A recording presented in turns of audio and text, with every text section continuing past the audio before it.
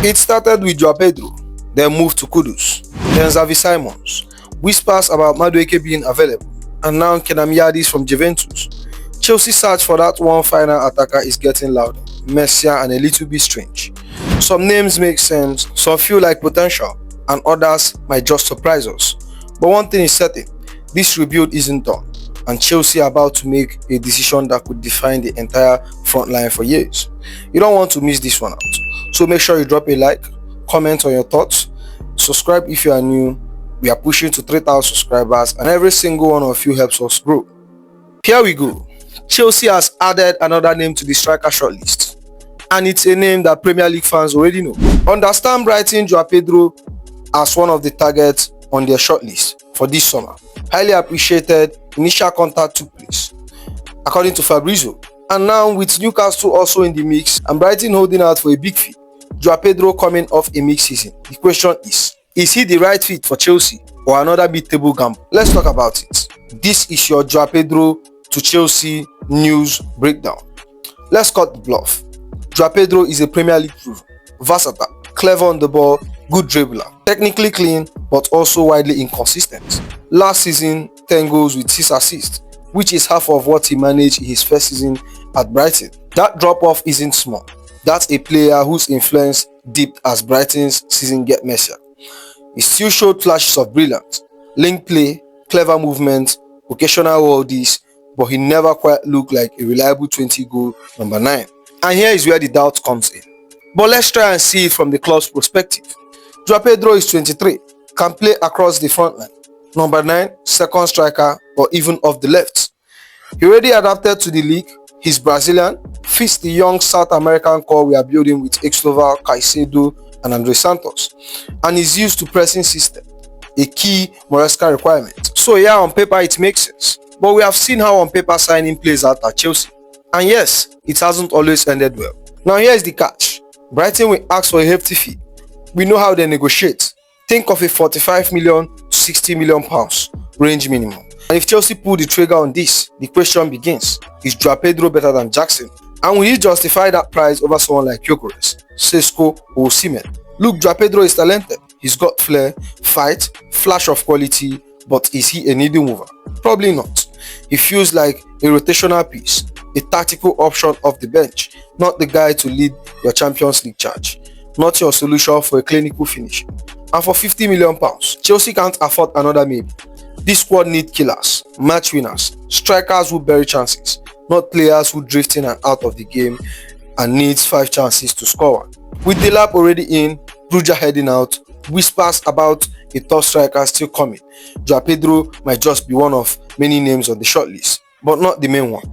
Newcastle are interested too, and if this turns into a bidding war, Chelsea will be smart to walk away unless the price is right, because this is the last thing this rebuild needs. It's another 50 million pound player who doesn't move the needle. So let me know where you think. Is João Pedro a smart signing or another mid-table trap? Is he better than Jackson? Is he a starter for Chelsea? Let me know in the comment section. And while João Pedro is being explored as option, he's far from the only one on Chelsea shortlist this summer, because Chelsea are already keeping tabs on João Pedro and Xavi Simons, 2 different players, both fitting the profile of young and versatile attackers. According to Jacob Steinberg, Chelsea has looked at RB Leipzig Xavi Simons and João Pedro, who has been put off by latter by Frankfurt's 84 million valuation. Let's break it down. Let's start with João Pedro. This is a player Chelsea has tracked since the end of the season. He's been flagged as a long-term option, even during his PSG days. Tall, explosive, technical, and someone the club thought could be molded into a modern number 9. Let's keep it 100. The hype around Ekitike has fizzled out, and so has Chelsea's interest, not because of the player necessarily, but because of Frankfurt's 84 million valuation. It's a joke. Chelsea has been burned by overpaying for potential.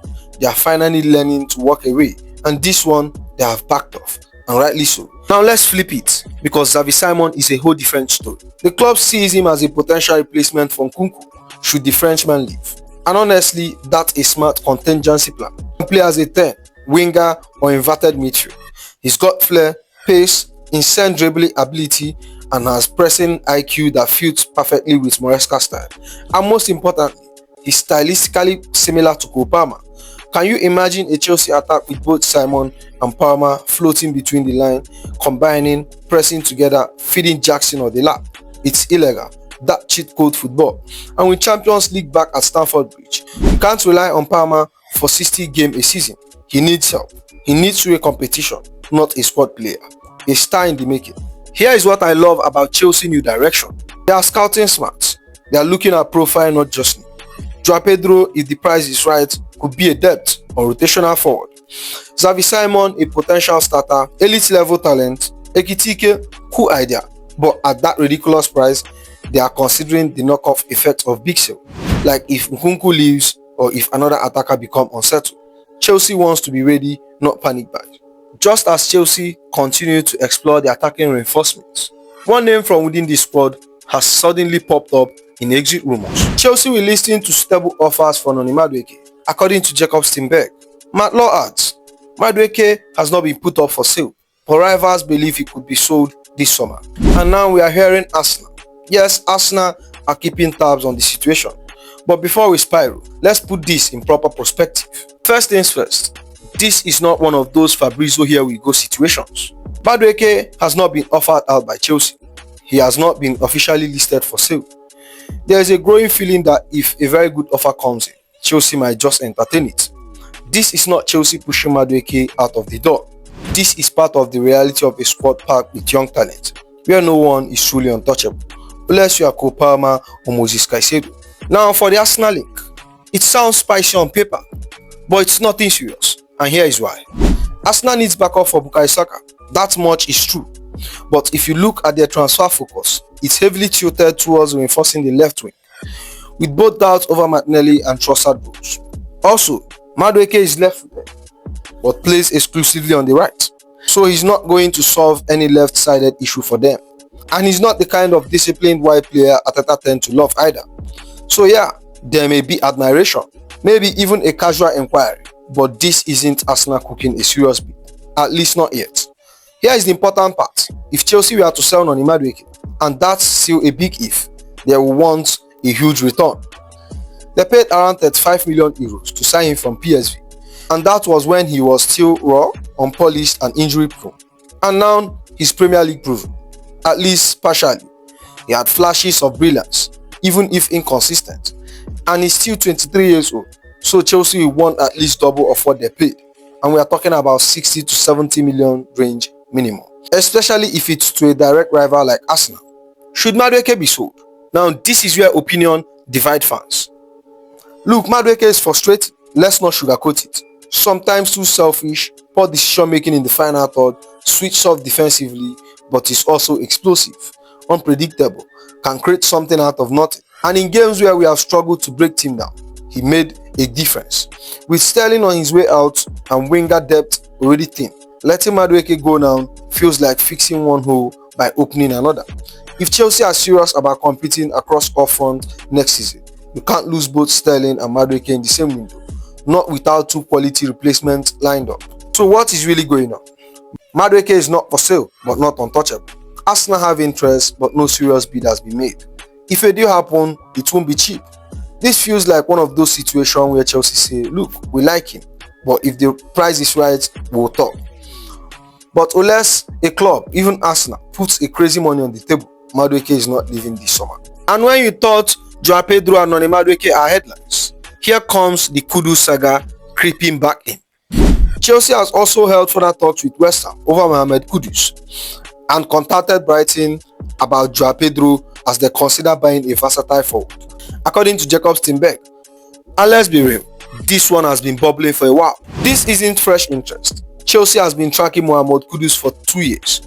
Even before signing Cole Palmer, they admired him at Ajax, monitored him closely during his first Premier League season, and now with West Ham holding out a £85 million release clause, the Blues are back cycling. Discussion has continued between Chelsea and West Ham, but there has not been a formal bid. Chelsea has proposed including players in any transfer, but West Ham wants straight cash. Let's break this one down because this is where it gets messy. Right now, West Ham are standing firm. They don't want player swap. They don't want staggered payments. They want the clause paid in full. And Chelsea are trying to be smart. They are not just throwing money at every deal anymore. They have proposed including players, Probably likes of Sanchez, Drewsby Hall, or even Disasi to lower the overall fee. But West Ham aren't interested. They want straight cash, which tells you two things. One, they know Kudus is elite. Two, they know Chelsea wants him badly, and we test how desperate they are. Let's be honest, Mohammed Kudus fits the rebuild. Versatile, can play as a right winger, attacking midfielder, first nine, name it. Presses like a madman, two-footed, direct, confident, and always aggressive in the final third. Champions League ready. He's the kind of player who pushes Palmer, not just supports him. He's not just a rotational option. He's someone who walks into a big game, produces, whether it's Champions League knockout round or ugly away days in the league. Kudus has the two. But this deal is complicated, and this is where we have to be real. The £85 million clause is a lot.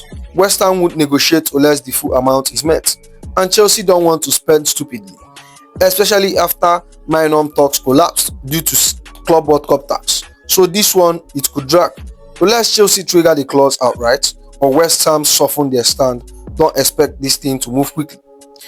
And that's before we even consider competition. Clubs across Europe are watching Kudus closely. One formal bid could set things off. Chelsea clearly wants a versatile forward, someone who can rotate, replace, or even compete with Palmer. If Chelsea truly believe Kudus is the guy, they might have to bite the bullet and pay the full price, because this is one of those signings that could change the attack entirely. And if not, they'll pivot. João Pedro, Xavi Simons, or even a surprise name that might emerge. And that brings us to Kenan Yıldız. Chelsea has now reignited their interest in Kenan Yıldız as they monitor his situation at Juventus. Now, we have heard of this one before, but it's back and it's here. Chelsea are once again keeping close tabs on the 20-year-old Turkish wonderkid. And if you have been watching the Club World Cup, he's just giving the scouts more reason to think about it. Let's talk facts, because for a teenager playing in a chaotic Juventus side, his numbers aren't bad. 49 appearances, 9 goals, 6 assists, used across multiple positions. Central attacking midfielder, left winger, right winger, or even a second striker. And now, scored in the Club World Cup versus Al Ahly, dropped a very solid 8.0 match rating. Looked sharp, confident, and fearless. He's not just hype. The kid is actually producing on big stage. But now, this is where I'll be honest. I haven't seen him play enough to drop a hot take. I can't say he's the next Palmer or he's better than Madueke, because I haven't seen that body of work. But here is what I can say. Kenan Yıldız fits the profile Chelsea has been obsessed with under the new regime. Young, technically gifted, versatile, high resale value, can play inside channels, and right now, especially with Madueke featured uncertain, Sterling leaving, Chelsea are looking for options that brings unpredictability, growth potential, and Yıldız offers both. The bigger question is, where does he fit? And that's where things get a little bit tricky. If Chelsea lands Xavi Simons or go strong on Mohammed Kudus, the Yıldız pursuit could fade again. But if club misses out on the big names, or they are planning for a long-term rotational depth, this could be a lower risk option with high sale upside. He's not coming to be a guaranteed starter, not yet, but he could be molded into a future key player, especially with someone like Enzo Maresca, who has a track record of developing youth into fluid system. So is he better than João Pedro? Maybe not. Is he more polished than Palmer? Not yet. But as a long-term attacker to integrate into the system, it makes sense. So whether it's João Pedro or Kenan Yıldız or Mohammed Kudus, one thing is certain: Chelsea need wide attacking options. So that's the video here. I hope you'll enjoy it. Make sure you like, comment, and subscribe, and I'll see you in the next one. Igobi.